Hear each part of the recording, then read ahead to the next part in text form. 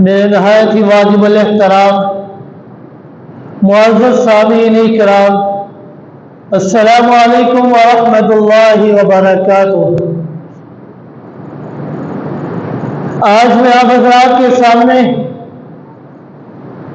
جس شخصیت کا تذکرہ کرنا چاہتا ہوں ان کا نام سیدنا معاویہ رضی اللہ تعالی عنہ ہے۔ میں دعا گو ہوں اللہ رب العزت کی بارگاہ سے کہ رب کائنات مجھے کلمہ حق بیان کرنے کی توفیق عطا فرمائے اور بعد میں ہم سب کو ان کے نقش قدم پر عمل کرنے کی توفیق بھی عطا فرمائے۔ معزز سامعین اکرام، صحابہ اکرام یہ کوئی عام شخصیت نہیں ہے۔ صحابی کا لغوی معنی ہے ہم نشین، رفیق، دوست، اور صحابی اصطلاح شریعت میں ان کو کہا جاتا ہے ہم الذین ادرکوا صحبۃ النبی صلی اللہ علیہ وسلم بالایمان والاسلام وماتوا علیہ، کہ صحابی ان کو کہا جاتا ہے کہ جنہوں نے ایمان اور اسلام کی حالت میں پیغمبر کائنات صلی اللہ علیہ وآلہ وسلم کو دیکھا ہو، صرف دیکھا ہی نہ ہو بلکہ ان کے بتائے ہوئے طریقے کے مطابق اپنی ساری زندگی کو بسر کیا، وماتوا علیہ، اور صرف اتنا ہی نہیں کہ ان کی زندگی میں ان کے بتائے ہوئے طریقے کے مطابق عمل کرتے رہے، بلکہ وماتوا علیہ، پھر اسی ایمان اور اسی اسلام کی حالت میں اس دنیا فانی سے پردہ رو ہو۔ انہیں صحابی کہا جاتا ہے۔ صحابہ اکرام کو یہ مقام، یہ رتبہ، یہ عظمت آخر کیوں ملی ہے؟ اس کی وجہ کیا ہے؟ وجہ یہ ہے کہ انہوں نے آپ صلی اللہ علیہ وسلم کی تابع داری کی ہے، ان کو دیکھا ہے۔ بعد میں آنے والے وہ جتنی مرضی محنت کر لے، وہ محنت و مشقت کرنے کے بعد بہت بڑے عالم تو بن سکتے ہیں، متقی بن سکتے ہیں، پرہیزگار بن سکتے ہیں، مفتی بن سکتے ہیں، لیکن ایک ادنا سے بھی صحابی کی گرد راہ کا بھی مقابلہ نہیں کر سکتے۔ کیوں؟ کیونکہ جس طرح نبوت کا دروازہ بند ہو چکا ہے اسی طرح صحابیت کا بھی دروازہ بند ہو چکا ہے۔ کیونکہ تم وہ آنکھ کہاں سے لاؤگے کہ جنہوں نے جمال محمد مصطفیٰ صلی اللہ علیہ وسلم کا دیدار کیا؟ تم وہ کان کہاں سے لاؤگے جو کلمات نبی صلی اللہ علیہ وسلم سنتے ہو؟ تم وہ دل کہاں سے لاؤگے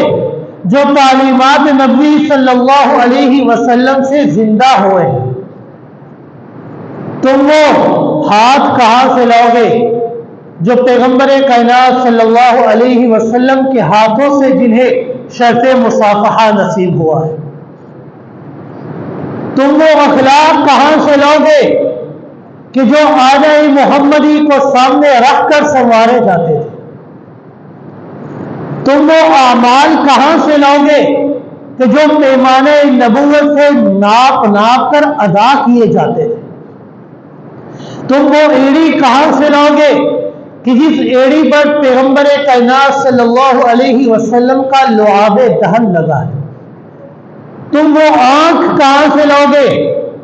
کہ جس آنکھ پر پیغمبر کائنات صلی اللہ علیہ وسلم کا لعاب دہن لگا اور وہ آنکھ صحت یاب ہو گئی؟ تم وہ نماز کہاں سے لاؤگے کہ جس نماز کی ابتدا آقا دو جہاں صلی اللہ علیہ وسلم نے کی اور جس کے مقتدی صحابہ اکرام رضوان اللہ تعالی علیہم اجمعین تھے؟ تم وہ محفلیں مجلسیں کہاں سے رہو گے کہ جن محفلوں میں مجلسوں میں سیدنا جبریل امین روح الامین کا نزول ہوتا ہو۔ بعد میں آنے والے متقی بن سکتے ہیں، مجتہد بن سکتے ہیں، وہ مفتی بن سکتے ہیں، پرہیزگار بن سکتے ہیں، یہ ساری چیزیں کرنے کے بعد وہ آسمان کی بلندیوں تک بھی پہنچ سکتے ہیں، لیکن ایک ادنا سے صحابی کا مقابلہ نہیں کر سکتے،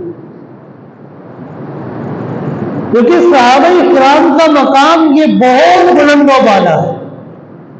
اسی لیے آپ صلی اللہ علیہ وسلم نے فرمایا لا تمس النار مسلمہ رعانی برعا من رعانی، کہ جہنم کی آگ کبھی بھی انہیں چھو نہیں سکتی جنہوں نے ایمان اور اسلام کے ساتھ مجھے دیکھا، اور صرف مجھے ہی نہیں بلکہ جنہوں نے انہیں دیکھ لیا،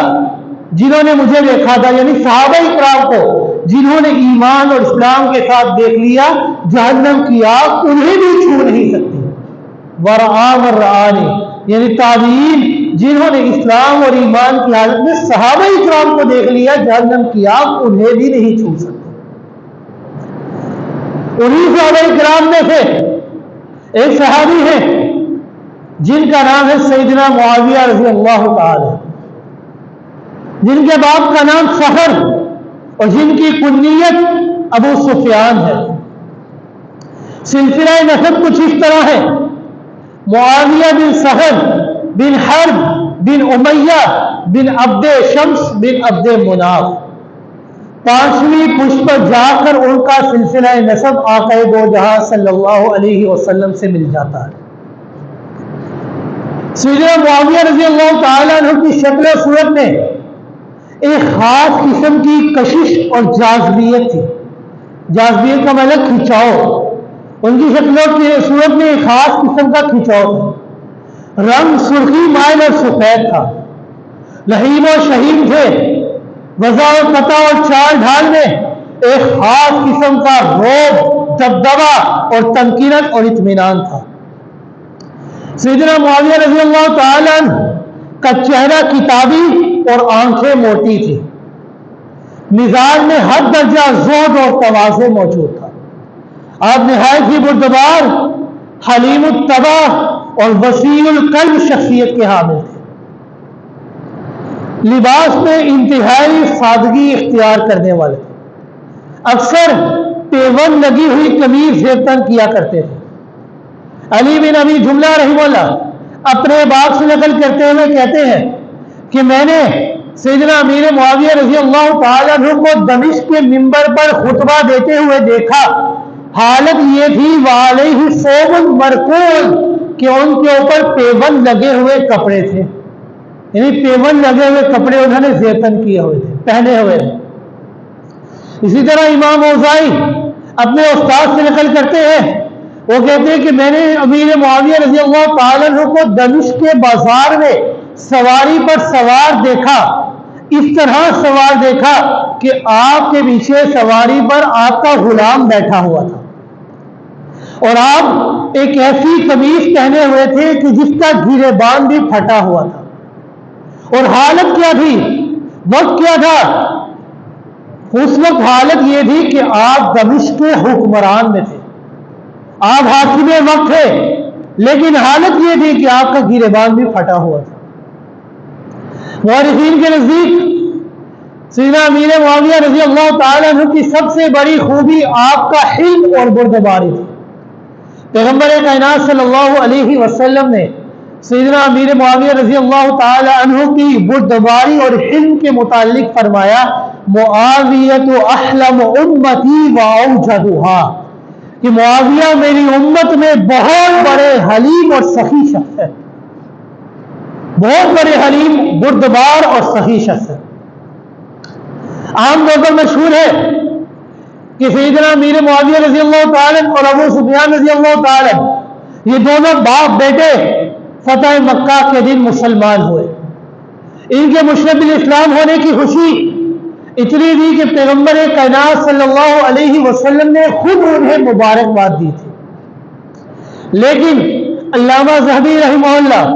اور ابن حجر اسقلانی رحمہ اللہ اور ابن تیمیہ رحمہ اللہ وہ کہتے ہیں کہ یہ دونوں باپ بیٹے سن 6 ہجری اور 8 ہجری کے درمیانی عرصے کے اندر دائرہ اسلام کے اندر داخل ہوئے تھے. لہذا علامہ ابن حجر اسقلانی رحمہ اللہ تقریب التہذیب کے اندر لکھتے ہیں معاویہ بن ابی سفیان خلیفۃ صحابی اسلم قبل الفتح وكتب الوحی کہ حضرت معاویہ بن ابی سفیان رضی اللہ تعالی یہ خلیفۃ الرسول ہے، یہ صحابی رسول ہے اور یہ فتح مکہ سے قبل مشرف بالاسلام ہوئے ہیں اور کتابت وحی کے اندر ان کا نام لکھا جاتا ہے. یہ قرآن لکھنے میں ان کا خاص کر نام ذکر کیا جاتا ہے. کاتبین وحی میں ایک نام سیدنا امیر معاویہ رضی اللہ تعالیٰ عنہ کا ہے، جسے حضرت زید بن ثابت رضی اللہ تعالیٰ اور چاروں خلفاء کا نام ذکر کیا جاتا ہے. اسی طرح سے امیر معاویہ رضی اللہ تعالیٰ کو بھی ایک خاص مقام حاصل ہے کاتبین وحی میں کہ آپ صلی اللہ علیہ وسلم کے اوپر جب وحی نازل ہوتی تو آپ ان کو خود بلایا کرتے اور وحی لکھوایا کرتے تھے. سیدنا معاویہ رضی اللہ تعالیٰ کو یہ عظیم شرف بھی حاصل ہے کہ آپ کتابت وحی کے فرائض سر انجام دیتے رہے. کتابت وحی یہ کوئی معمولی اعزاز نہیں ہے، یہ آپ کی دیانت و امانت، آپ کی ہدایت کی زبردست دلیل ہے. پیغمبر کائنات صلی اللہ علیہ وسلم کے معتمد خاص میں ان کا شمار ہوا کرتا ہے. بعض روایات میں یہاں تک آتا ہے کہ یہ ذمہ دارانہ منصب آپ صلی اللہ علیہ وسلم نے اپنی مرضی سے نہیں بلکہ اللہ کے حکم سے سیدنا امیر معاویہ رضی اللہ تعالی کو سپرد فرمایا تھا. اللہ کے حکم سے ان کو یہ ذمہ داری ملی تھی. سورہ توبہ کے اندر اللہ رب العزت نے صحابہ اکرام کے 3 طبقے ذکر فرمائے ہیں. اللہ رب العزت نے فرمایا 11واں سپارہ دوسرے رکوع کی پہلی آیت کے اندر والسابقون الاولون من المہاجرین والانصار والذین اتبعوهم بإحسان رضی اللہ عنہم ورضوا عنہ وأعد لهم جنات تجری تحتها الانہار خالدین فیہا ابدا ذالک الفوز العظیم. کہ وہ 3 طبقے تھے، ایک مہاجرین کا طبقہ، دوسرا انصار کا طبقہ، تیسرا متبعین جنہوں نے ان انصار و مہاجرین کی تابع داری کی ہے. پھر ان تینوں طبقات کے متعلق رب کائنات نے فرمایا رضی اللہ عنہم ورضوا عنہ، میں اللہ ان سے راضی ہو گیا اور یہ مجھ اللہ سے راضی ہو گیا. صرف رضاؤں کے فیصلے نہیں کیے بلکہ رب کائنات نے فرمایا وَأَعَدَّ لَهُمْ جَنَّاتٍ تَجْرِي تَحْتَهَا الْأَنْهَارُ خَالِدِينَ فِيهَا أَبَدًا. میں اللہ نے ان سے جنت کے وعدے کیے ہیں، میں اللہ نے ان سے ایسے باغات کے وعدے کیے ہیں کہ جن باغات کے نیچے نہریں اور چشمے جاری ہیں. خالدین فیہا ابدا، ان باغات کے اندر، ان چشموں کے اندر وہ ہمیشہ ہمیشہ رہیں گے. ذالک الفوز العظیم، یہ بہت بڑی کامیابی ہے جو اللہ رب العزت نے انہیں عطا فرمائی. سیدنا معاویہ رضی اللہ تعالیٰ یقیناً تیسرے طبقے والذین اتبعوہم بإحسان کہ وہ لوگ جنہوں نے نیکی کے کاموں میں ان مہاجرین اور ان انصار کی تابع داری کی ہے، اس تیسرے طبقے کے اندر شامل ہو کر بشارتیں حاصل کرنے والے ہیں. مہاجرین اور انصار میں سے سابقین اولین کی سبقت فی الاسلام اور سبقت فی المنقبت ثابت ہے، لیکن متبعین بإحسان کو شرکت فی رضا اللہ سے مستثنی کرنے کی کسی فرد و بشر کی مجال نہیں ہے کہ وہ متبعین بإحسان کو اس طبقے سے باہر نکال لے. کسی بندے کی کوئی مجال نہیں ہے کہ وہ ان کو یہاں سے باہر نکال سکے، کیونکہ یہ رب کا فیصلہ ہے اور رب کے فیصلے کو کوئی بندہ بدل نہیں سکتا. اسی طرح ایک مقام پر اللہ رب العزت نے ارشاد فرمایا لا يستوی منکم من انفق من قبل الفتح وقاتل اولئک اعظم درجة من الذین انفقوا من قبل وقاتلوا وکلا وعد اللہ الحسنى. یعنی جس شخص نے فتح مکہ سے پہلے ایمان کو قبول کیا، فتح مکہ سے کے پہلے اپنا مال اللہ کی راہ میں خرچ کیا اور جہاد کیا، وہ برابر نہیں ہو سکتے۔ کن کے برابر نہیں ہو سکتے؟ ان لوگوں کے برابر کہ جنہوں نے فتح مکہ کے بعد ایمان کو قبول کیا اور اللہ کے راہ میں اپنا مال خرچ کیا اور جہاد فی سبیل اللہ کیا۔ یہ دونوں طبقات آپس میں برابر نہیں ہو سکتے، بے شک برابر نہیں ہے، لیکن اللہ رب العزت کا وعدہ ہے۔ کیا وعدہ ہے؟ اللہ رب العزت نے فرمایا وَكُلًّا وَعَدَ اللَّهُ الْحُسْنَى، میں اللہ نے ان میں سے ہر ایک طبقے کے ساتھ بھلائی کا وعدہ کر دیا۔ میں اللہ کا وعدہ ہے وَعَدَ اللَّهُ الْحُسْنَى، میں اللہ ان دونوں طبقوں کے ساتھ بھلائی کا ارادہ کرتا ہوں۔ ظاہر ہے کہ اللہ تعالیٰ نے فتح مکہ سے پہلے ایمان لانے والوں اور مال قربان کرنے والوں کو رتبے کے لحاظ سے فتح مکہ کے بعد قربانی کر دینے والوں اور جہاد کرنے والوں کو ترجیح دی ہے۔ ان کے درجے کو اللہ رب العزت نے اعظم درجے سے تعبیر کیا ہے اور اس عمل کی تصریح فرما دی ہے کہ فتح مکہ کے بعد کے جانثاروں درجہ عظیمیہ سے ہرگز محروم نہیں ہے، یعنی ان کو بھی درجہ حاصل ہے، لیکن وہ فتح مکہ سے پہلے ایمان لانے والوں اور مال خرچ کرنے والوں کے رتبے اور عظمت کا مقابلہ نہیں کر سکتے، کیونکہ فتح مکہ کے بعد کھلے عام اسلام کی پرچار کیا جا رہا تھا، اسلام کی تبلیغ کی جا رہی تھی۔ فتح مکہ سے قبل دین اسلام کے اوپر بہت سی مشقتیں تھیں۔ جنہوں نے فتح مکہ سے پہلے ایمان کو قبول کیا اور اپنا مال اللہ کی راہ میں خرچ کیا، ان کا رتبہ، ان کا مقام بہت ہی زیادہ ہے، لیکن بعد میں آنے والوں کے ساتھ بھی اللہ نے بھلائی کا وعدہ کیا۔ وَكُلًّا وَعَدَ اللَّهُ الْحُسْنَى، میں اللہ ان دونوں طبقات کے ساتھ ہر ایک کے ساتھ بھلائی کا وعدہ کرتا ہوں۔ سرکار دو عالم صلی اللہ علیہ وسلم نے سیدنا معاویہ رضی اللہ تعالیٰ عنہ کے حق میں بہت سی دعائیں ارشاد فرمائی ہیں۔ ترمذی شریف کی روایت ہے کہ آپ صلی اللہ علیہ وسلم نے فرمایا اللہم اجعلہ ہادیا مہدیا واہدی بی، کہ اے اللہ حضرت معاویہ رضی اللہ تعالیٰ عنہ کو ہدایت کا راستہ دکھانے والا اور ہدایت پر قائم رہنے والا اور لوگوں کے ذریعے ہدایت بنانے والا بنا دے،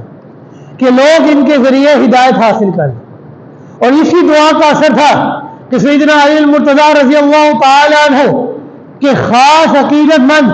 ابو اسحاق شبیری رحمہ اللہ فرماتے ہیں لو ادرکتموہ او ادرکتم ایامہ لقلتم کان المہدی، کہ اگر تم حضرت معاویہ رضی اللہ تعالیٰ عنہ کے دور حکومت کو پا لیتے تو ان کے زمانے کو پا لیتے تو تم بھی یہ کہتے کہ یہ مہدی ہے، یعنی یہ ہدایت یافتہ ہے، کیونکہ آپ صلی اللہ علیہ وسلم نے ان کے حق میں دعا کی تھی اللہم اجعلہ ہادیا مہدیا واہدی بی، اے اللہ ان کو ہدایت پر قائم رہنے والا، لوگوں کے لیے ذریعہ ہدایت بنا دینا، لوگ ان کے ذریعے ہدایت حاصل کرتے۔ ایک موقع پر آپ صلی اللہ علیہ وسلم نے دعا کی کنز الاعمال کے اندر موجود ہے اللہم علمہ الکتاب والحساب وقہ العذاب، کہ اے اللہ امیر معاویہ کو کتاب کا علم عطا فرما، اے اللہ انہیں حساب کا علم عطا فرما، اے اللہ سیدنا معاویہ رضی اللہ تعالیٰ کو جہنم کے عذاب سے ہمیشہ ہمیشہ محفوظ فرما دینا، وقہ العذاب، جہنم کے عذاب سے ہمیشہ ہمیشہ محفوظ فرما دینا۔ ایک مقام پر آپ صلی اللہ علیہ وسلم نے ان کے حق میں دعا کرتے ہوئے فرمایا اللہم علمہ الکتاب ومکنہ فی البلاد، اے اللہ حضرت معاویہ رضی اللہ تعالیٰ عنہ کو کتاب کا علم عطا فرما اور ان کو مختلف شہروں کی حکومت بھی عطا فرما۔ یہ مختلف شہروں کی حکومت، یہ جو آپ صلی اللہ علیہ وسلم نے دعا فرمائی تھی، یہ بھی سچ ثابت ہوئی۔ سیدنا فاروق اعظم رضی اللہ تعالیٰ عنہ کے دور حکومت میں ملک شام کے گورنر سیدنا امیر معاویہ رضی اللہ تعالیٰ عنہ ہوئی تھے۔ ایک روایت میں آتا ہے کہ آپ صلی اللہ علیہ وسلم نے ان کے حق میں دعا کرتے ہوئے فرمایا یبعث اللہ تعالی یوم القیامت وعلیہ رداء من نور الایمان، کہ اللہ تعالیٰ حضرت معاویہ رضی اللہ تعالیٰ عنہ کو قیامت کے دن اس حال میں اٹھائیں گے کہ ان کے اوپر نور ایمان کی چادر ڈلی ہوگی، یعنی اس حال میں اٹھائیں گے کہ ان کے اوپر نور ایمان کی چادر ہوگی۔ حافظ ابن کثیر، تفسیر ابن کثیر کے بانی حافظ ابن کثیر رحمہ اللہ وہ نقل کرتے ہیں، وہ کہتے ہیں کہ ایک مرتبہ سیدنا جبریل علیہ السلام بارگاہ رسالت میں حاضر ہوتے ہیں اور عرض کرتے ہیں یا محمد صلی اللہ علیہ وسلم اقرأوا معاویۃ السلام واستوصوا به خیرا فإنهن امین اللہ علی کتابہ ووحیہ ونعم الامین، کہ محمد صلی اللہ علیہ وسلم آپ حضرت معاویہ رضی اللہ تعالی عنہ کو سلام کہیے۔ البدایہ و نہایہ کے اندر موجود ہے کہ آپ حضرت معاویہ رضی اللہ تعالی عنہ کو سلام کہیے، واستوصوا به خیرا، اور انہیں نیکی کے کاموں کی ترغیب دیجیے، فإنه امین اللہ علی کتابہ ووحیہ، کیوں؟ کیونکہ وہ اللہ کی کتاب اور اس کے وحی کے امین ہے، ونعم الامین، اور کتنے ہی بہترین امین ہے، یعنی کتنی عظیم ذمہ داری اللہ نے ان کو سپورٹ فرما دی ہے کہ اللہ کی کتاب کو وہ لکھا کرتے ہیں، کاتبین وحی میں ان کا شمار ہوتا ہے۔ آپ صلی اللہ علیہ وسلم نے ان کی حق میں دعائیں فرمائی ہیں، صرف وہی نہیں بلکہ سیدنا صدیق اکبر رضی اللہ تعالی عنہ کے دور حکومت میں سیدنا صدیق اکبر رضی اللہ تعالی عنہ نے بھی اس نابغہ اسلام کو اولین صفوں میں ہم دیکھتے ہیں۔ تو سیدنا معاویہ رضی اللہ تعالی عنہ سیدنا صدیق اکبر رضی اللہ تعالی عنہ کے ساتھ پیش خدمت رہتے ہیں، دین اسلام کی خدمت میں اولین صفوں میں ان کا شمار ہوتا ہے۔ دور صدیقی میں جہاں پر سیدنا صدیق اکبر رضی اللہ تعالی عنہ لشکر بھیجا کرتے تھے، وہاں پر اکثر اوقات سیدنا امیر معاویہ رضی اللہ تعالی عنہ کو اس لشکر کا علم بردار بنایا کرتے تھے، اس لشکر کی قیادت سیدنا امیر معاویہ رضی اللہ تعالی عنہ کیا کرتے تھے۔ خلافت صدیقی میں بعض موقعوں پر سیدنا معاویہ رضی اللہ تعالی عنہ نے خود قیادت کے فرائض سر انجام دیے۔ صرف اتنا ہی نہیں، عہد فاروقی میں سیدہ ارقا اور بیروت وغیرہ جو شام کے ساحلی علاقوں کے اندر موجود ہے، وہاں پر سیدنا امیر معاویہ رضی اللہ تعالی عنہ کے ہاتھوں میں اللہ رب العزت نے ان علاقوں کو مسلمانوں کے لیے فتح دلوائی ہے۔ کیساریہ کا معرکہ آپ ہی کے زیر قیادت سر ہوا اور اس میں رومیوں کے 80,000 سپاہی مارے گئے تھے۔ 18 ہجری میں سیدنا فاروق اعظم رضی اللہ تعالی عنہ نے سیدنا معاویہ رضی اللہ تعالی عنہ کو دمشق کا والی مقرر فرمایا کہ وہ دمشق کے گورنر تھے، اور یہ بات آپ حضرات بخودی جانتے ہیں کہ سیدنا فاروق اعظم رضی اللہ تعالی عنہ جیسا عادلانہ خلیفہ جن کے عدل کا تذکرہ رہتی دنیا تک کا باقی رہے گا، سیدنا فاروق اعظم رضی اللہ تعالی عنہ جیسا عادلانہ خلیفہ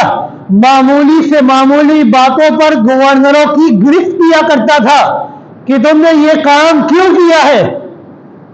چھوٹی سے چھوٹی بات پر گورنروں کو تبدیل کر دیا کرتے تھے۔ سیدنا فاروق اعظم رضی اللہ تعالی عنہ پر ان کا سیدنا معاویہ رضی اللہ تعالی عنہ کا کسی قسم پر مواخذہ نہ کرنا بلکہ ان کے افعال کی، ان کے کاموں کی تحسین کرنا، یہ اس بات کی واضح اور بین دلیل ہے کہ سیدنا فاروق اعظم رضی اللہ تعالی عنہ کو سیدنا معاویہ رضی اللہ تعالی عنہ پر ایک خاص قسم کا اعتماد تھا، کسی قسم کا ان سے کبھی کوئی مواخذہ نہ کیا، یہ ان کا مواخذہ نہ کرنا ان کی ذات کے اوپر ایک خاص قسم کا اعتماد تھا۔ آپ کی عقل و فراست کے وہ قائل تھے۔ جہاں تک سیدنا معاویہ رضی اللہ تعالی عنہ کی عقل و فراست کا تعلق ہے، اس کے لیے اتنی ہی بات کافی ہے کہ سیدنا فاروق اعظم رضی اللہ تعالی عنہ جیسے مردم شناس خلیفہ نے شام جیسے اہم صوبے کا گورنر سیدنا معاویہ رضی اللہ تعالی عنہ کو بنایا ہے، یا ان کی عقل و فراست کے لیے کافی ہے۔ سیدنا فاروق اعظم رضی اللہ تعالی عنہ کے انتظام حکومت میں اصول اور قاعدہ اور قانون یہ تھا کہ کسی گورنر کو یا سپہ سالار کو وہ زیادہ وقت کے لیے ایک جگہ پر رہنے نہ دیتے، بلکہ تھوڑے تھوڑے عرصے کے بعد اس گورنر کو، سپہ سالار کو اس جگہ سے تبدیل کر دیا کرتے تھے اور کسی اور جگہ پر گورنر اور والی بنا دیا کرتے تھے۔ آپ کے گورنروں میں صرف اور صرف واحد شخصیت ہے، سیدنا معاویہ بن ابی سفیان رضی اللہ تعالی عنہ، جن کو آپ نے ایک دفعہ بھی دمشق سے تبدیل نہیں فرمایا، بلکہ آپ اکثر فرمایا کرتے تھے کہ جب معاویہ جیسا عقل و دانش کا مجسمہ تم میں موجود ہے تو پھر مجھے تمہیں کیسر و کسرا کی دانائی کے تذکرے کرنے کی کوئی ضرورت نہیں ہے۔ یعنی اس حد تک عقل و دانش ان کے اندر موجود تھے، اس حد تک وہ فہم و فراست والے تھے کہ سیدنا فاروق اعظم رضی اللہ تعالیٰ جن کا قانون یہ تھا کہ وہ گورنر کو تھوڑے تھوڑے عرصے کے بعد تبدیل کر دیا کرتے تھے، لیکن 10 سال تک آپ خلیفہ رہے سیدنا فاروق اعظم رضی اللہ تعالیٰ، 22 لاکھ مربع میل کے حاکم تھے، لیکن اپنے 10 سال کی خلیفہ وقت کے اندر انہوں نے ایک مرتبہ بھی سیدنا معاویہ رضی اللہ تعالیٰ کو ان کے دمشق سے کبھی بھی تبدیل نہیں فرمایا، ان کی گورنری چھینی نہیں، ان کو تبدیل نہیں فرمایا۔ یہ ان کی عقل و فراست کے اوپر ایک واضح دلیل ہے۔ صرف اتنا ہی نہیں، جس شخصیت کو پیغمبر کائنات صلی اللہ علیہ وسلم نے، جس شخصیت کو سیدنا صدیق اکبر رضی اللہ تعالیٰ عنہ نے، جس شخصیت کو سیدنا عمر بن خطاب رضی اللہ تعالیٰ اپنی خصوصی نوازیات سے نوازتے ہیں، اس کے حق میں دعائیں فرمایا کرتے ہیں، کبھی علم بردار لشکر بنائے تو کبھی گورنر بنا دیتے ہیں۔ بھلا یہ کیسے ہو سکتا ہے کہ داماد رسول سیدنا عثمان غنی رضی اللہ تعالیٰ ان کے اوپر نظر شفقت نہ فرماتے؟ چنانچہ سیدنا عمر بن خطاب رضی اللہ تعالیٰ کے زمانے میں تو صرف دمشق کا علاقہ آپ کے زیر حکومت تھا، لیکن سیدنا عثمان غنی رضی اللہ تعالیٰ نے ان کی علمی اور ان کی فکری اور ان کی انتظامی صلاحیتوں کے پیش نظر شام، فلسطین، اردن اور لبنان کا پورا علاقہ ان کے تصرف میں دے دیا کہ آپ ان تمام علاقوں کے والی ہیں، گورنر ہیں۔ آپ نے اس دور کے اندر بڑے بڑے کارہائے نمایاں انجام دیے۔ آپ نے طرابلس سے شام کو فتح فرمایا، عمودیہ پر فوج کشی کی، ایشیا کو ختم کیا اور قبرص کو فتح کیا، اور 28 ہجری میں سیدنا معاویہ رضی اللہ تعالیٰ عنہ نے بحری بیڑا بھی تیار فرمایا۔ یہ پہلا بحری بیڑا تھا کہ جس کو تیار کرنے والے سیدنا امیر معاویہ رضی اللہ تعالیٰ عنہ۔ سیدنا معاویہ رضی اللہ تعالیٰ نے سیدنا عثمان غنی رضی اللہ تعالیٰ عنہ کے دور حکومت میں بحری بیڑا تیار کروا کر مسلمانوں بحر روم کے اوپر حملہ کیا اور روم کے علاقے کو مسلمانوں کے لیے فتح فرمایا، اور بحر روم کے ساحل پر انطاکیہ سے لے کر طرطوس تک فوجی 9 آبادیاں قائم فرمائیں، جس سے اسلامی حکومت کے دفاع کو بے حد فائدہ ہوا اور مسلمان اور اسلام دور دراز تک پھیل گیا، اور اب بحر و بحر تک ہر جگہ پر مسلمان اور اسلام کا چرچا عام ہو چکا تھا۔ حجت الوداع کے موقع میں بعد آپ صلی اللہ علیہ وسلم ایک دفعہ سیدنا ام حرام رضی اللہ تعالی عنہ، جو کہ حضرت عبادہ بن صامت رضی اللہ تعالی عنہ کی زوجہ ہے، ان کے گھر میں آپ صلی اللہ علیہ وسلم آرام فرما رہے تھے۔ آپ صلی اللہ علیہ وسلم کو اچانک نیند آ گئی، آپ صلی اللہ علیہ وسلم سو گئے۔ ام حرام رضی اللہ تعالی عنہ عرض کرتی ہے کہ تھوڑی دیر کے بعد میں دیکھتی ہوں کہ آپ صلی اللہ علیہ وسلم اپنی نیند سے فوراً مسکراتے ہوئے بیدار ہوتے ہیں۔ ام حرام رضی اللہ تعالی عنہ نے آپ صلی اللہ علیہ وسلم سے مسکراتے ہوئے بیدار ہونے کا سبب پوچھا، کیا سوئے ہوئے تھے، اچانک ایسا کیا ہوا کہ آپ مسکراتے ہوئے بیدار ہوئے، ایسی کیا وجہ ہے؟ تو آپ صلی اللہ علیہ وسلم نے ارشاد فرمایا، اے ام حرام، میں نے ایک خواب دیکھا ہے کہ میری امت کے کچھ لوگ سمندر کے اندر جہاد کریں گے، اور سمندر کے اندر جہاد کے ارادے سے اس طرح سوار ہوں گے کہ جس طرح بادشاہ اپنے تختوں پر بیٹھے ہوتے ہیں۔ سیدہ ام حرام رضی اللہ تعالی عنہ نے عرض کیا، یا رسول اللہ صلی اللہ علیہ وسلم، آپ دعا فرمائیے کہ میں بھی اس طبقے کے اندر شامل ہو جاؤں۔ آپ صلی اللہ علیہ وسلم نے ان کے حق میں دعا فرمائی کہ آپ بھی اس طبقے کے اندر شامل ہو گئے۔ پھر آپ صلی اللہ علیہ وسلم دوبارہ آرام فرماتے ہیں۔ تھوڑی دیر کے بعد دیکھتے ہیں حضرت ام حرام رضی اللہ تعالیٰ عنہ فرماتی ہے کہ میں نے دیکھا کہ آپ پھر سے اسی طرح مسکراتے ہوئے بیدار ہوتے ہیں۔ میں نے آپ صلی اللہ علیہ وسلم سے دوبارہ وجہ پوچھی کہ اب ایسی کیا وجہ ہے کہ آپ دوبارہ مسکراتے ہوئے بیدار ہوئے؟ تو آپ صلی اللہ علیہ وسلم نے دوبارہ اسی خواب کا اعادہ فرمایا کہ میں نے دیکھا ہے کہ مسلمانوں کا ایک بہت بڑا طبقہ بحری جہاد بھی کرتا ہے اور اپنے بحرے پر اس طرح بیٹھے ہیں جس طرح بادشاہ تختوں کے اوپر بیٹھے ہیں۔ سیدہ ام حرام رضی اللہ تعالیٰ پھر سے اپنی شرکت کی دعا کی درخواست کرتی ہے۔ اللہ کے رسول صلی اللہ علیہ وسلم آپ دوبارہ سے درخواست کرتے ہیں آپ سے کہ آپ دعا کیجئے کہ میں بھی ان کے اندر شامل ہو جاؤں۔ آپ صلی اللہ علیہ وسلم نے فرمایا اے ام حرام آپ پہلی جماعت کے ساتھ ہی ہیں، یعنی پہلی بار میں جو آپ دعا کی تھی اللہ رب العزت آپ کے حق میں اس دعا کو قبول فرمائیں گے، جو پہلی دعا کی تھی آپ انہی کے اندر شامل ہیں۔ بخاری شریف کی روایت ہے، الفاظ ہے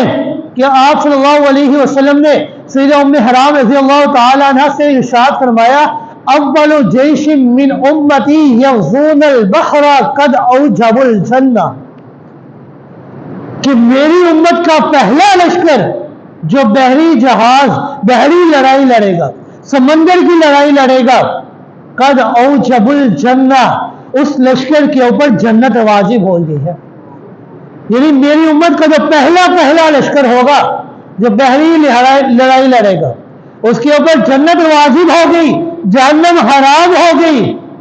اور تاریخ کا ادنا سا بھی طالب علم اس بات سے بخوبی واقف ہے کہ سب سے پہلا بحری لشکر جس میں سن 28 ہجری کے اندر سیدنا عثمان غنی رضی اللہ تعالیٰ عنہ کے دور حکومت نے بحری سمندر کے سینے کے چیر کر قبرص پر اسلامی علم بلند کیا تھا، اس کی قیادت کسی اور نے نہیں بلکہ سیدنا معاویہ رضی اللہ تعالیٰ عنہ نے کی ہے۔ اس لشکر میں سیدنا ام حرام رضی اللہ تعالیٰ عنہ بھی موجود تھے، اس لشکر کے اندر سیدنا ابو ذر غفاری رضی اللہ تعالیٰ عنہ بھی موجود تھے، اس لشکر کے اندر سیدنا ابو درداء رضی اللہ تعالیٰ عنہ بھی موجود تھے، اس لشکر کے اندر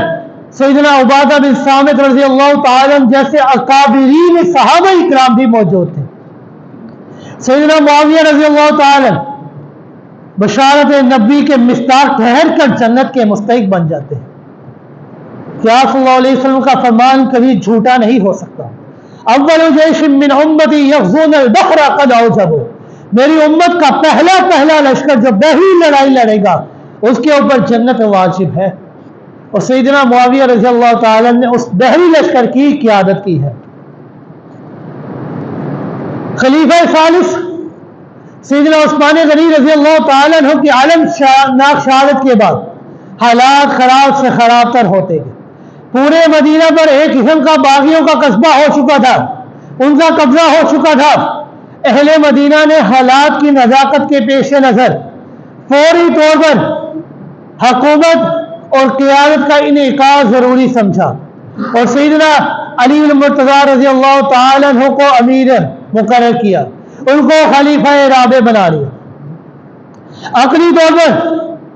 سیدنا علی المرتضیٰ رضی اللہ تعالی عنہ کی حکومت کا پہلا کام یہ تھا کہ قاتلین عثمان کو پکڑ کر ان کو کیفر کردار تک پہنچایا جائے، لیکن چونکہ سیدنا علی المرتضیٰ رضی اللہ تعالی عنہ کی حکومت اور خلافت ابھی مستحکم نہ ہوئی تھی، نیز قاتلین عثمان کو تلاش کرنا اور ان کی حمایتوں کو توڑنا اور ان سے قصاص کے لیے راہ کو ہموار کرنا یہ ایک بہت بڑا مسئلہ تھا۔ اس بنا پر سیدنا علی المرتضیٰ رضی اللہ تعالی عنہ نے اس قصاص والے معاملے کو مؤخر فرما دیا کہ ہم ابھی قصاص نہیں لیں گے، بعد میں قصاص لیں گے۔ لیکن سیدنا امیر معاویہ رضی اللہ تعالی اور حضرت عائشہ صدیقہ رضی اللہ تعالی عنہا کا موقف یہ تھا کہ اس معاملے میں ہرگز تاخیر نہیں ہونی چاہیے۔ اگر قاتلین عثمان کو ڈھیل دی گئی تو ان کے حوصلے بھر جائیں گے اور امت کے اندر مزید افتراق اور انتشار برپا ہو جائے گا۔ اس طرح صوبائیوں کی سازش سے ان دونوں حضرات کے درمیان محض اتفاقاً ایک جنگ کی صورت پیدا ہوگی، جس جنگ کو جنگ صفین کہا جاتا ہے۔ یہ دونوں حضرات ہرگز اس دست و خون کے حق میں نہ تھے، حتیٰ کہ لڑائی کے درمیان دونوں طرف سے اکابرین قرآن مجید کو بلند کرتے ہوئے یہ کہا کرتے تھے، جنگ بندی کی اپیل کیا کرتے تھے اور قرآن مجید کو بلند کرتے ہوئے فرمایا کرتے تھے ھذا حکم کتاب اللہ عز وجل بیننا و بینکم، یہ کتاب اللہ کی کتاب ہمارے اور تمہارے درمیان فیصلہ کن کتاب ہے۔ हालात की तब्दीली को पेश नजर कैसर रोम ने मदीना मुनव्वरा के ऊपर हमला करना चाहा। वो ये सोच रहे थे कि मदीना मुनव्वरा के दरमियान दो तबके बन चुके हैं, वो आपस में लड़ रहे हैं, क्यों ना हम उनके ऊपर हमला करके मदीना मुनव्वरा के ऊपर अपनी हुकूमत बना लें। लेकिन सैयदना मुआविया रज़ी अल्लाह तआला को जब उनकी इस साजिश का पता चला, सैयदना मुआविया रज़ी अल्लाह तआला ने उन्हें सख्त धमकी दी और फरमाया कि ए लईन, तुझे ये जुर्रत किस तरह हो सकती है, अगर तूने ऐसा करने का सोचा भी तो मैं अपने भाई हजरत अली मुर्तज़ा रज़ी अल्लाह तआला अन्हु से सुलह करूंगा और तेरी ईंट से ईंट बचा दूंगा। आपकी इस धमकी से कैसर रोम के हौसले पस्त हो गए और वो अपना इरादा पाया तकमील तक ना पहुंचा सके। जंग धमकीने के बाद खुद सैयदना अली मुर्तज़ा रज़ी अल्लाह तआला अन्हु ये इरशाद फरमाया करते थे, इन्ना रब्बना वाहिदुन व नबिय्युना वाहिदुन व दावतना फिल इस्लामी वाहिदुन ला नस्तज़ीदुहु फिल ईमानी बिल्लाहि व तस्दीक़ बिरसूलिहि व ला यस्तज़ीदुहु व लनल उमूरु अहदुन इल्ला मख्तलफना फीही व दमी उस्मान व नहनु मिन्हु बराअ। कि हमारा अल्लाह भी एक है, हमारे नबी भी एक है, हमारी दावत इस्लाम भी एक ही है, हम ईमान बिल्लाह और ईमान बिल रसूल में इनसे बढ़कर नहीं है और ना वो हमसे बढ़कर है, हमारी बुनियाद और असास एक ही है। हाँ, हमारे दरमियान इख्तिलाफ की एक ही वजह है और वो इख्तिलाफ की वजह क्या है, किसास उस्मान। सैयदना अली मुर्तज़ा रज़ी अल्लाह तआला ने सोचा कि हमारी हुकूमत, हमारी खिलाफत अभी सही तरह ठहरी नहीं है, सही कायम नहीं हुई, इसलिए हम दमे उस्मान का बदला बाद में लेंगे। लेकिन सैयदना मुआविया रज़ी अल्लाह तआला अन्हु की सोच ये थी कि जब आप सल्लल्लाहु अलैहि वसल्लम ने सुलह हुदैबिया के मौके पर सैयदना उस्मान गनी रज़ी अल्लाह तआला को फतह मक्का मुकरमा भेजा और वहां पर उनकी झूठी खबर आई कि सैयदना उस्मान गनी रज़ी अल्लाह तआला अन्हु को शहीद कर दिया गया है, तो आप सल्लल्लाहु अलैहि वसल्लम ने सुलह हुदैबिया के मौके पर 1500 सहाबा इकराम के हाथ पर बैत ली थी कि हम दमे उस्मान का बदला लेंगे। तो इसी वजह से सैयदना अमीर मुआविया रज़ी अल्लाह तआला ने सोचा कि हम भी दमे उस्मान का बदला लेंगे, इसलिए दोनों के दरमियान इख्तिलाफ था, इज्तिहादी गलती थी। इसी तरह सैयदना अली मुर्तज़ा रज़ी अल्लाह तआला अन्हु से एक दफा सवाल किया गया कि दोनों तरफ के मक़तूलीन के अंजाम के बारे में पूछा गया कि आपके इराक़ के लोग भी शहीद हुए हैं और सैयदना मुआविया रज़ी अल्लाह तआला की जगह के लोग भी शहीद हुए हैं, उनका ठिकाना क्या है, उनके बारे में आपकी क्या राय है। खुद सैयदना अली मुर्तज़ा रज़ी अल्लाह तआला अन्हु फरमाते हैं, कत्लाना व कत्लाहुम फिल जन्नह, कि हमारे और उनके मकतूल दोनों जन्नत के अंदर है। इसलिए हमारा मुंह नहीं कि हम इन हजरात के ऊपर नुक्ताचीनी कर सके। हम ये कह सकते हैं सैयदना अली मुर्तज़ा रज़ी अल्लाह तआला खलीफा बरहक थे और सैयदना मुआविया रज़ी अल्लाह तआला अपने इज्तिहाद की बुनियाद पर माज़ूर थे। आप सल्लल्लाहु अलैहि वसल्लम की रिवायत है कि आप सल्लल्लाहु अलैहि वसल्लम ने फरमाया कि मुज्तहिद कभी खता भी कर सकता है और कभी दुरुस्त भी हो सकता है। मुज्तहिद का जिहाद अगर दुरुस्त हो जाए तो उसके लिए दोहरा अजर है, लेकिन अगर मुज्तहिद से खता हो जाए तो फिर भी उसके लिए उसके इत्तिहाद की बिना पर एक अजर जरूर है। हम ये कह सकते हैं सैयदना अली मुर्तज़ा रज़ी अल्लाह तआला खलीफा बरहक थे और सैयदना मुआविया रज़ी अल्लाह तआला अपने इज्तिहाद की बुनियाद पर माज़ूर थे। मुज्तहिद कभी मुख्ती भी है और मुसीब भी है, दोनों सहाबी रसूल भी है, दोनों आदिल भी थे, दोनों साले भी थे। हमें किसी के मुतालिक जुबान दराजी नहीं करनी चाहिए। सहाबा इकराम रिज़वानुल्लाह तआला अलैहिम अजमईन के बारे में हम कलमा खैर के सिवा अपनी जुबान से और कुछ नहीं कह सकते। सैयदना मुआविया रज़ी अल्लाह तआला इनका मकाम और रुतबा बहुत ज्यादा है। सैयदना मुआविया रज़ी अल्लाह तआला अन्हु है कि आप सल्लल्लाहु अलैहि वसल्लम की एक और पेशगोई उनके हक में दुरुस्त साबित हो जाती है। सैयदना हसन रज़ी अल्लाह तआला जो कि नवासे रसूल है, अपने भाई सैयदना हुसैन रज़ी अल्लाह तआला अन्हु के साथ जाते हैं और सन 41 हिजरी में सैयदना मुआविया रज़ी अल्लाह तआला अन्हु के हाथ पर बैत करते हैं और ज़मान कार उनके हाथ में सुपुर्द कर देते हैं,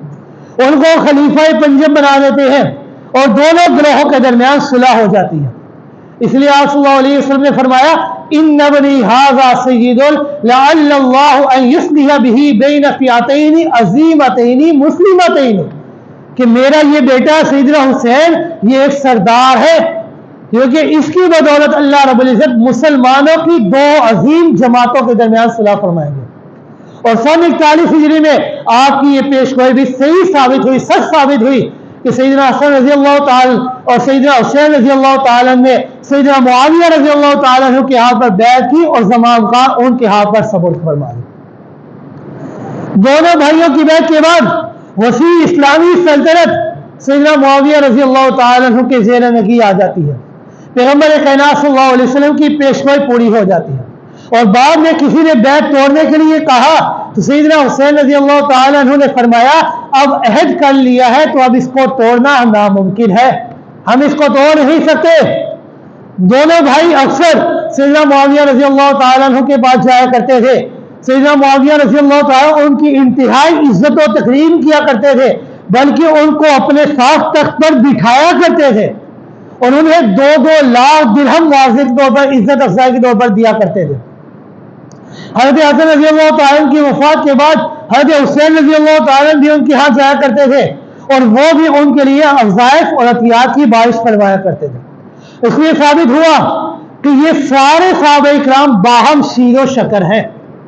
رحماء بینہم کا صحیح مصداق ہے کہ آپس میں بڑے نرم دل ہیں۔ محمد رسول اللہ والذین معہ، کہ وہ آپ صلی اللہ علیہ وسلم کے ساتھ ہیں، والذین معہ اشداء الکفار، اور کفار کے ساتھ ان کی حالت یہ ہے کہ وہ ان کے لیے بڑے ہی خطرے کے باعث ہیں،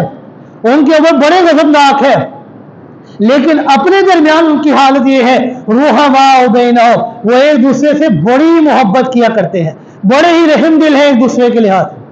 حضرت معاویہ رضی اللہ تعالیٰ عنہ کا ایک عظیم اعزاز یہ بھی ہے کہ ان کی سگی بہن حضرت ام حبیبہ رضی اللہ تعالی عنہ رسول اکرم صلی اللہ علیہ وسلم کی زوجہ محترمہ تھی۔ اس لحاظ سے سیدنا امیر معاویہ رضی اللہ تعالی عنہ آپ صلی اللہ علیہ وسلم کے برادر نسبتی تھے۔ ام المؤمنین حضرت ام حبیبہ رضی اللہ تعالی عنہ کے بھائی ہونے کی وجہ سے آپ کو خال المؤمنین بھی کہا جاتا ہے۔ سیدنا معاویہ رضی اللہ تعالی عنہ، سیدنا معاویہ رضی اللہ تعالی عنہ تابعین کی نظر میں کیا تھے؟ سیدنا معاویہ رضی اللہ تعالی عنہ کے بارے میں حضرت ابو درداء رضی اللہ تعالی عنہ فرماتے ہیں ما رأیت احدا اشبہ صلاۃ بصلاۃ رسول اللہ صلی اللہ علیہ وسلم امامکم ھذہ، یعنی معاویہ، کہ میں نے رسول اکرم صلی اللہ علیہ وسلم کی نماز کے ساتھ کی نماز کسی اور کی نہیں دیکھی سوائے حضرت معاویہ رضی اللہ تعالی عنہ۔ حضرت عبداللہ بن عمر بن عاص رضی اللہ تعالی عنہ فرماتے ہیں ما رأیت احدا اسود من معاویہ، کہ میں نے حضرت معاویہ رضی اللہ تعالی عنہ سے باروب بادشاہ کسی کو نہیں دیکھا۔ حضرت عبداللہ ابن عباس رضی اللہ تعالی عنہ جو کہ حبر الامہ ہیں، وہ حضرت معاویہ رضی اللہ تعالی عنہ کے بارے میں فرماتے ہیں ما رأیت رجلا کان اخلق بالملک من معاویہ، میں نے حضرت معاویہ رضی اللہ تعالی عنہ سے زیادہ بادشاہی کے لائق کسی اور کو نہیں دیکھا ہے۔ وجہ کیا تھی؟ انہو فقیہ، وہی حبر الامہ ہے، وہ فقیہ امہ ہے۔ حضرت قتادہ رضی اللہ تعالی فرماتے ہیں لو اصبحتم فی مثل عمل معاویہ قال اکثرکم ھذا المہدی، کہ اگر تم حضرت معاویہ رضی اللہ تعالی عنہ کے اعمال کا جائزہ لے لیتے تو تم میں سے اکثر لوگ یہ کہتے کہ انہیں مہدی کہا کرتے تھے، کیونکہ وہ ہدایت یافتہ ہے۔ آپ صلی اللہ علیہ وسلم نے ان کے حق میں خود ہدایت کی دعا کی تھی اللہم اجعلہ ہادیا ومہدی بھی وہدا بھی، کہ اللہ ان کو ہدایت پر چلانے والا اور ان کے ذریعے لوگوں کو ہدایت حاصل کرنے والا بنا دے۔ حضرت ابو ہریرہ رضی اللہ تعالیٰ عنہ فرماتے ہیں کہ حضرت اعمش رضی اللہ تعالیٰ عنہ کے بعد بیٹھے تھے کہ لوگ حضرت عمر بن عبدالعزیز رحمہ اللہ کا تذکرہ کر رہے تھے، ان کی عدل کا تذکرہ کر رہے تھے۔ حضرت ابو ہریرہ رضی اللہ تعالیٰ عنہ فرماتے ہیں کہ تم نے ابھی حضرت معاویہ رضی اللہ تعالیٰ عنہ کے دور حکومت کو نہیں دیکھا۔ اسی طرح حضرت عبداللہ بن مبارک رحمہ اللہ کے تاثرات دیکھیے کہ آپ سے ایک موقع پر کسی نے سوال کیا کہ عبداللہ بن مبارک رحمہ اللہ آپ مجھے بتائیے حضرت عمر بن عبدالعزیز رحمہ اللہ یہ افضل ہے، یہ حضرت معاویہ رضی اللہ تعالیٰ افضل ہے؟ حضرت عبداللہ بن مبارک رحمہ اللہ نے جب اس کا یہ سوال سنا فوراً غصے میں آ گئے، حیران ہو گئے کہ سوال کرنے والے تو نے سوال کیا کیا ہے، تیرے اس سوال کا مقصد کیا ہے؟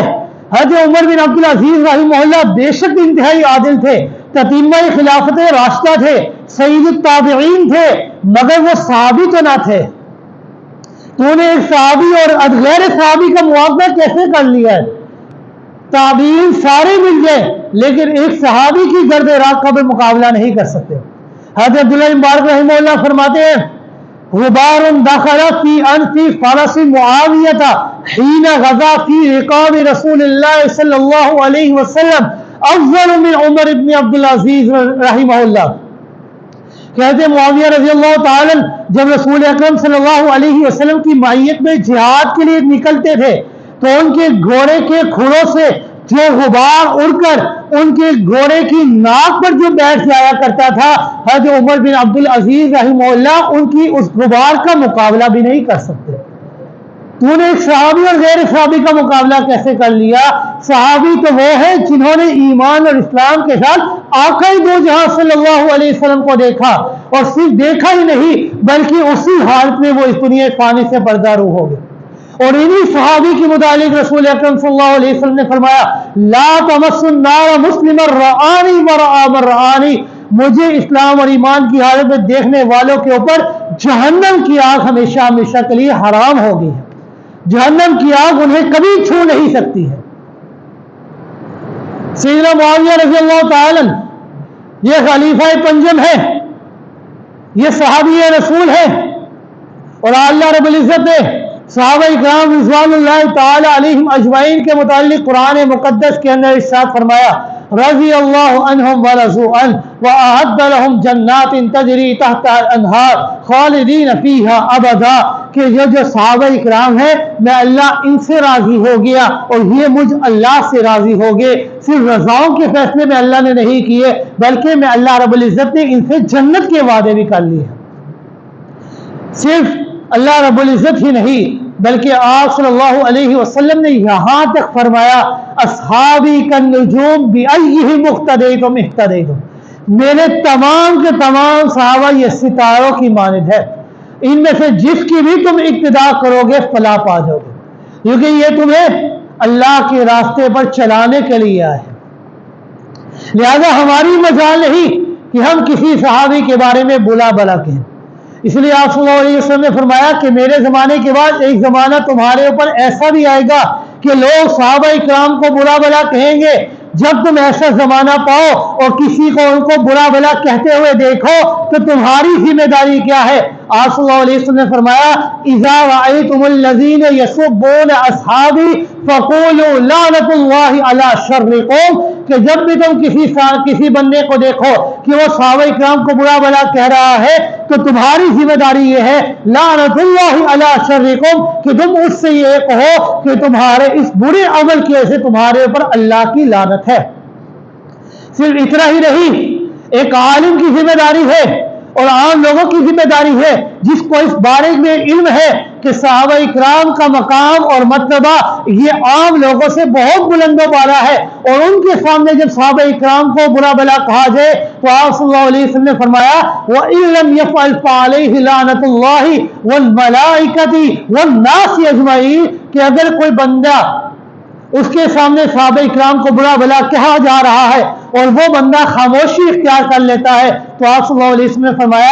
ایسے بندے کے اوپر اللہ کی لعنت بھی برستی ہے، ایسے بندے کے اوپر فرشتوں کی لعنت بھی برستی ہے، ایسے لوگوں کے اوپر تمام لوگوں کی لعنت برسا کرتی ہے، کیونکہ صحابہ اکرام یہ معیار ہدایت ہے ہمارے لیے، یہ رشد و ہدایت ہے ہمارے لیے۔ ہمارا ایمان اس وقت قابل قبول ہوگا کہ جب ہمارا ایمان صحابہ کے ایمان کی طرح ہوگا، اور یہ بات میں اپنی طرف سے نہیں بلکہ اللہ رب العزت کے فرمان کی طرف سے کہہ رہا ہوں۔ رب کائنات قرآن مقدس پہلا سپارہ آخری رکوع کے اندر فرمایا فَإِنْ آمَنُوا بِمِثْلِ مَا آمَنْتُمْ بِهِ فَقَدِ اهْتَدَوْا، اگر تمہارا ایمان ان صحابہ کے ایمان کی طرح ہوا فَقَدِ اهْتَدَوْا، تب تمہارا ایمان قابل قبول ہوگا۔ تب تم قابل رشد و ہدایت ہوگے. اگر تمہارا ایمان ان کی طرح نہیں تو تمہارا ایمان بھی قابل قبول نہیں ہو سکتا. لہذا صحابہ اکرام یہ کوئی عام شخصیت نہیں ہے، بلکہ یہ کوئی کتابی شخصیت نہیں ہے، بلکہ اللہ رب العزت نے انہیں رشد و ہدایت والا شخصیت بنایا. ان کے ذریعے اللہ رب العزت نے کتاب ہمیں عطا فرمائی ہے. اس لیے ہمیں چاہیے کہ ہم اللہ رب العزت سے یہی دعا کرتے رہے کہ اللہ رب العزت جب تک ہماری زندگی ہے ہمیں صحابہ اکرام رضوان اللہ تعالی علیہم اجمعین کے نقش قدم پر چلنے کی توفیق عطا فرمانا. جب تک ہماری زندگی ہے ہم ان کی عزت اور عظمت کے دفاع کرنے والے ہیں. اللہ رب العزت سے دعا ہے کہ اللہ رب العزت ہمیں صحابہ اکرام کے بتائے ہوئے زندگی کے مطابق عمل کرنے کی